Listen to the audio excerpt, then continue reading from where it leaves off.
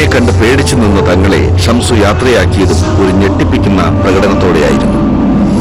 തീ വിഴുങ്ങിയ ഷംസു ഇരുമ്പാണി തുരുതുരെ തുപ്പി താനൊരു തികഞ്ഞ ജാലവിദ്യക്കാരനാണെന്നും തെളിയിച്ചു.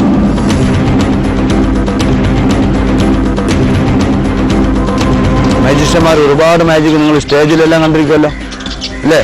ഒറിജിനാലിറ്റി മാജിക് കാണിക്കണം, അല്ലാതെ കുമ്പളങ്ങ മത്തങ്ങാക്കണത് മത്തങ്ങ കുമ്പളങ്ങാക്കണമെന്നൊന്നും നടക്കില്ല. നല്ല മാജിക്. ഈ തീ ഞാൻ കഴിക്കണം.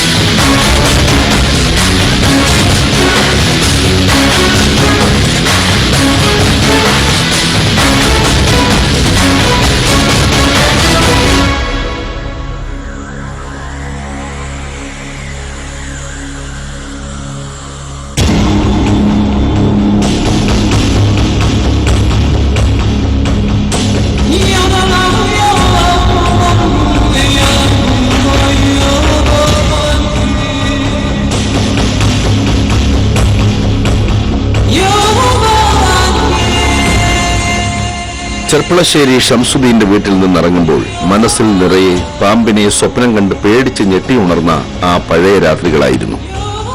പാമ്പിൻ പേടി മാറ്റാൻ ചരട് ജപിച്ചുവെന്ന ആ പഴയ മാന്ത്രികനും ഓർമ്മയിൽ ഓടിയെത്തി. ആണൊരുത്തനായിട്ടും പാമ്പെന്ന് കേട്ടാൽ പനി പിടിക്കുന്ന എനിക്ക് മുന്നിൽ ഒരു 1.5 വയസ്സുകാരൻ പാമ്പിനെ പുന്നാരിക്കുന്നത് കാണെ മിഴിച്ചു നിന്നുപോയി.